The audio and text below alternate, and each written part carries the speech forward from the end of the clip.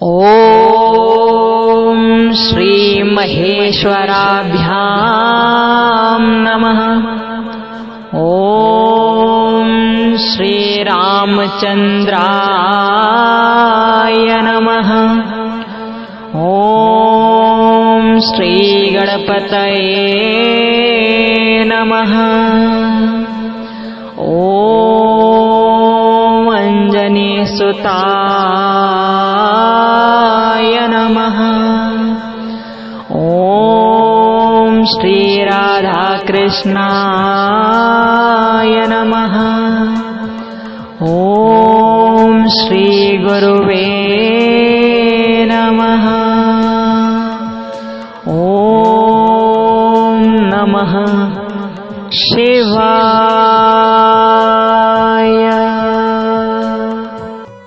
जय श्री राधे कृष्णा।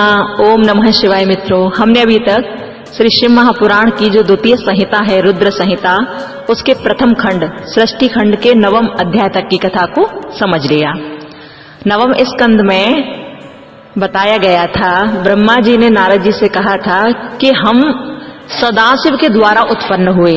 ब्रह्मा, विष्णु और रुद्र तीनों ही भगवान सदाशिव के द्वारा उत्पन्न हुए और जो लक्ष्मी, सरस्वती और माता काली थी वो माता अंबिका के द्वारा प्रकट हुई। भगवान सदाशिव ने ब्रह्मा और विष्णु को अपना अपना कार्य सौंप दिया कि आपको सृष्टि की रचना करना है और विष्णु को सृष्टि का पालन करना है, और जो रुद्र हैं, रुद्र सृष्टि का संहारक कहलाएंगे। इस प्रकार काम तो सौंप दिया, और काम सौंपने के थोड़ी देर बाद ही परमेश्वर शिव कहने लगे, विष्णु मैं आपसे कुछ और भी कहना चाहता हूँ।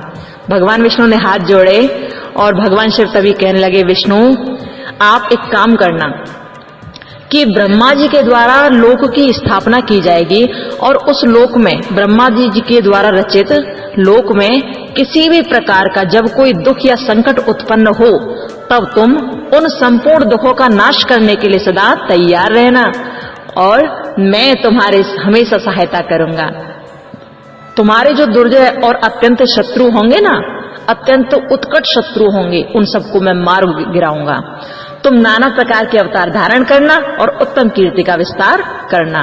भगवान शिव ने कहा था भगवान श्री हरि विष्णु से कि तुम इस संसार में अनेकों रूप धारण करना, अनेकों रूप, और अनेकों रूप धारण करके हरेक की समस्या का समाधान करना, सबके कष्ट को दूर करना। जब ये बात कह दी तो ये सुनकर श्री हरि भगवान विष्णु मुस्कुराने लगे। तभी भगवान शिव भी मुस्कुराए और मुस्कुराकर बोले, हे विष्णु मैं तुम्हें एक बात बताता हूँ।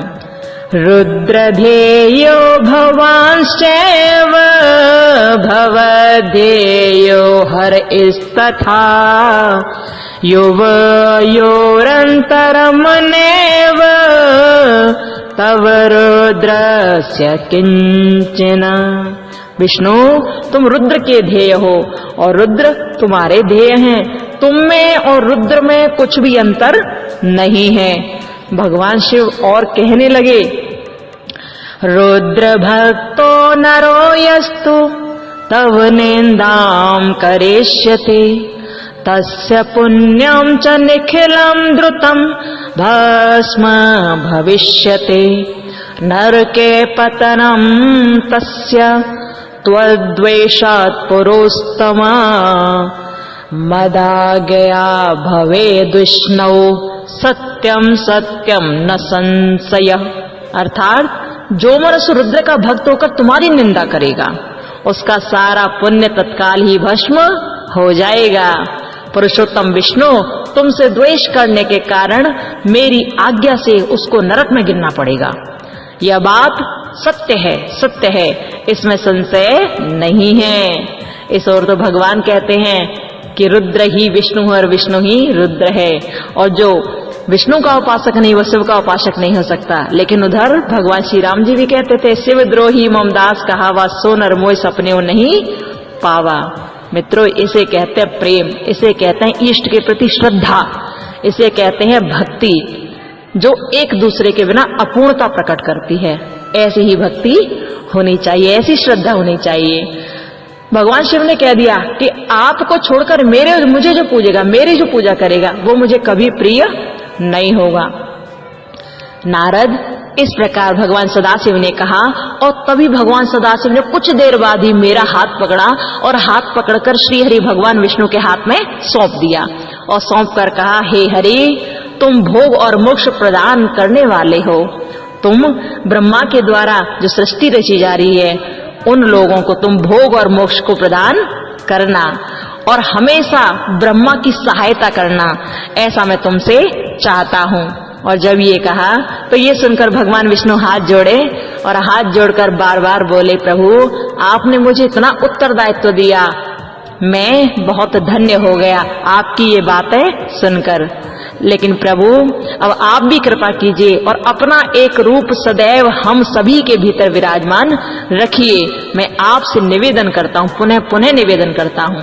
और जब विष्णु भगवान ने और मैंने इस प्रकार का निवेदन किया भगवान शिव से, तभी भगवान सदाशिव ने अपना एक प्रतीक हम लोगों के पास छोड़ दिया और उसी प्रतीक को हम सभी शिवलिंग के नाम से जानते हैं। वो शिवलिंग की जो वेदी है ना, जो अर्घा है, वो कोई और नहीं, वो महादेवी स्वरूपा अंबिका है और जो लिंग है वो साक्षात महेश्वर ही है। इसलिए शिवलिंग की सदैव सभी को पूजा करनी चाहिए। अरे नारद, जब से भगवान शिव ने अपना प्रतीक वहां छोड़ा, तभी से इस संसार में शिवलिंग को पूजा जाने लगा। और जैसे ही ब्रह्मा जी ने ये बात कही, ये सुनकर नारद जी बहुत प्रसन्न हुए। और जब प्रसन्न हुए तो ब्रह्मा जी ने कहा, और बताओ क्या पूछना चाहते हो तुम, बताओ। नारद जी ने कहा, पिताजी मेरे मन में इच्छा और बढ़ रही है। आपने यूं तो मुझे बहुत सारी बात पहले बता दी शिव पूजन के बारे में, लेकिन मैं और जानना चाहता हूँ कि शिव पूजन किस प्रकार से करना चाहिए, मैं जानना चाहता हूँ। तो ये बात सुनकर ब्रह्मा जी कहने लगे, शिव पूजन के बारे में यूं तो मैं तुम्हें पहले ही बता चुका हूँ कि किस प्रकार शिव जी की पूजा करनी चाहिए, लेकिन इतना जरूर ध्यान रखें कि जब शिव जी की पूजा करें ना, तो पूरी तरह भाव विभोर होकर भगवान शिव के सामने एक प्रार्थना जरूर करें और कहें, शिवे भक्ते शिवे भक्ति शिवे भक्तिर्भवे भवे अन्यथां शरणं नास्ति त्वमेव शरणं मम। अर्थात प्रत्येक जन्म में मेरी शिव में भक्ति हो, शिव में भक्ति हो, शिव में भक्ति हो। भगवान मेरी प्रत्येक जन्म में आपके ही चरणों में भक्ति हो।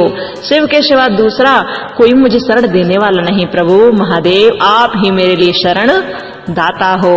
इस प्रकार जरूर कहना चाहिए, शिवे भक्ति शिवे भक्तिर्भवे भवे अन्यथा शरणम नास्ति त्वमेव शरणम मम। प्रभु कृपा करें। और जब ये बात कह दी तो ब्रह्मा जी ने फिर पूछा नारद से, नारद अब क्या सुनना है? नारद ने कहा, प्रभु और भी बताइए ना। ब्रह्मा जी कहने लगे, नारद एक बार ऐसा हुआ था कि मैं और बहुत सारे देवता इकट्ठे होकर क्षीर सागर गए थे। और जब हम लोग क्षीर सागर गए थे ना, तो क्षीर सागर के तट पर जाकर बैठ गए। अब वहां जब बैठ गए तो हम लोगों ने भगवान विष्णु का आह्वान किया। भगवान विष्णु आ गए हमारे पास और आ गए तो हम लोगों ने निवेदन किया कि भगवान विष्णु आप हमें शिव जी के पूजन के बारे में बताइए। तो भगवान विष्णु शिवमय हो गए, शिव के भीतर मन ही मन मुस्कुराने लगे। भगवान श्री हरि विष्णु शिव के बारे में सोचने लगे और सोचकर मुस्कुरा मुस्कुरा कर बोले कि शिव ही परम तत्व है, उनके सिवा कोई दूसरा दुनिया में तत्व है ही नहीं, वही महान है, वही श्रेष्ठ है। लेकिन उनकी जो पूजा नहीं करता वो महान छिद्र है, वही अंधापन है, वही मूर्खता है। जो भगवान शिव को नहीं भजता वही मूर्ख होता है। इसलिए प्रत्येक जीव को चाहिए कि वो भगवान शिव का उपासक हो। और जैसे ही ये कही तो ये सुनकर हम सब लोग बड़े प्रसन्न हो गए। और फिर तभी जो देवता मेरे साथ गए थे ना, वो सब भगवान श्री हरि से शिवलिंग देने के लिए प्रार्थना करने लगे और बार बार बोले, प्रभु आप हमें एक शिवलिंग दे दीजिए जिसकी हम लोग भी पूजा कर सकें। और जब कहा तो भगवान श्री हरि ने विश्वकर्मा जी को बुलाया और विश्वकर्मा को बुलाकर सुंदर तरह से शिवलिंग का निर्माण करा दिया। नारद वहां जितने देवता थे ना, सबके लिए अलग अलग शिवलिंग का निर्माण कराया श्री हरि विष्णु ने। जैसे इंद्र के लिए पद्मराग मणि से बना हुआ शिवलिंग दिया, कुबेर के लिए सोने से बना हुआ शिवलिंग दिया, धर्म के लिए पीत मणि से बना हुआ शिवलिंग दिया। ऐसे ही सब देवताओं के लिए अलग अलग प्रकार के शिवलिंग दिए। नारद, इस संसार में जन्म लेना बड़ा मुश्किल होता है। एक जीव मां के गर्भ में बहुत समय तक पड़ा रहता है और मां के गर्भ में पूरा नरक भोगता है, लेकिन जब वो जीव मां के गर्भ से बाहर निकल आता है और बाहर निकलने के बाद भी भगवान का ध्यान नहीं करता, तो उसे पुनः रौरव नरक में ही पड़ना पड़ता है। अरे नारद, समस्त जंतुओं में मनुष्य जन्म प्राप्त करना बहुत दुर्लभ है, उनमें से भी उत्तम कुल में जन्म लेना तो और भी ज्यादा दुर्लभ है। अच्छा, उत्तम कुल में भी आपने जन्म ले लिया तो आप आचारवान बन जाओ, आचरणवान बन जाओ, ये बड़ा मुश्किल है। और उत्तम कुल में भी आचारवान ब्राह्मणों के यहाँ उत्पन्न होना, यानी कि आप मनुष्य बने, ठीक है मनुष्य बन गए, और मनुष्य के साथ साथ आपने उत्तम कुल में जन्म लिया, एक ब्राह्मण के यहाँ जन्म लिया, और ब्राह्मण भी कैसा? आचरणवान हो, अच्छा हो, सदाचारी हो। बड़ा मुश्किल होता है ऐसा। यदि आपने किसी अच्छे ब्राह्मण के यहाँ जन्म लिया तो आप तो बहुत श्रेष्ठ हो। अरे नारद, देखो, एक ब्राह्मण के घर यदि कोई मनुष्य जन्म ले तो उसको तो पूरी तरह से शिवमय हो जाना चाहिए। कर्म में सहस्त्रों यज्ञों से तपोयज्ञ बढ़कर है। आप अच्छे कर्म करोगे तो आप तप की संज्ञा आपको दी जाएगी, आपको तप की संज्ञा दी जाएगी। मित्रों, जब कोई अच्छा कर्म करता है ना तो दुनिया कहते हैं ना, ये तो बहुत तपस्वी है, अच्छे कर्म करता है। अब उस तपो यज्ञ से भी बढ़कर जप यज्ञ है, भगवान शिव का जप करना, और उस जप यज्ञ से भी बहुत अधिक बढ़कर ध्यान यज्ञ है। क्या है? ध्यान यज्ञ है। और ध्यान यज्ञ से बड़ी वस्तु संसार में कुछ भी नहीं है, क्योंकि ध्यान से ही सब कुछ मिलता है। ध्यान यज्ञात परम नास्ति, ध्यानम ज्ञानस्य साधनम, यत समरसम स्वेष्टम योगी ध्यान पश्यति। अर्थात ध्यान यज्ञ से बढ़कर कोई वस्तु नहीं है मित्रों। ध्यान ज्ञान का साधन है, क्योंकि योगी ध्यान के द्वारा अपने इष्ट देव समरस शिव का साक्षात्कार करता है, इसलिए ध्यान करना विशेष आवश्यक है। मित्रों, आपको एक बात पता है कि शिव जी का जब आप पूजन करें ना और आपके मन में बात आ जाए कि हमें शिव को प्राप्त करना है, तो इसके बारे में भी दे रखा है कि आप कितनी बार बोलोगे, जप करोगे, कितनी बार मंत्र जाप करोगे और आपको कब भगवान शिव की प्राप्ति होगी। श्री शिव महापुराण में ऐसा लिखा है कि जब आप 5 लाख मंत्र जब पूरा कर लेते हो महामृत्युंजय मंत्र का, जब आप 5 लाख बार महामृत्युंजय मंत्र पढ़ लेते हो तो आपको शिव की प्राप्ति होती है। अच्छा, पहले आपने 1 लाख जप कर लिए तो आपका शरीर शुद्ध हो जाता है, फिर आपने दूसरे लाख जप किए तो आपको पूर्व जन्म की बातें याद आने लगती हैं कि हम पिछले जन्म में क्या थे। फिर आपने तीसरे लाख जप पूरा किया महामृत्युंजय मंत्र का, तो आपको क्या होगा कि तीसरे लाख जब आपने मंत्र जप किया ना तो आपको संपूर्ण काम्य वस्तुएं प्राप्त होंगी, यानी कि आपकी जो इच्छा होगी आपको वही मिलेगा। और फिर आपने जब 4 लाख जप कर लिए तो सपने में आपके भगवान शिव आने लगेंगे। और 5वें लाख जब आप जप कर रहे होंगे तो आपके सामने भगवान सदा शिव स्वयं ही तत्काल ही प्रकट हो जाएंगे। ये शिव पुराण में लिखा हुआ है, इसलिए 5 लाख जप करो और भगवान शिव को पालो। कोई कठिन बात नहीं प्यारे, लेकिन ये 5 लाख जप करना ही बहुत कठिन है।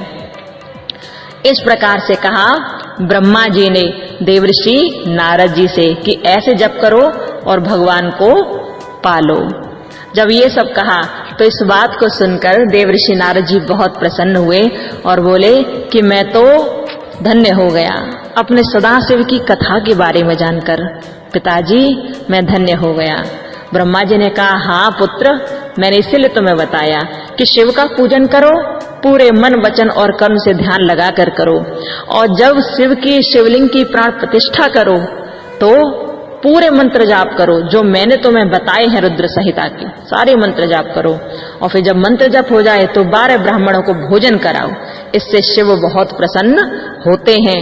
और यदि किसी पुरुष को किसी को लगता है कि वो नपुंसक है तो नपुंसकता को दूर करने के लिए भगवान शिव की घी से पूजा करनी चाहिए। घी चढ़ाओ भगवान शिव के ऊपर, जिससे नपुंसकता दूर हो।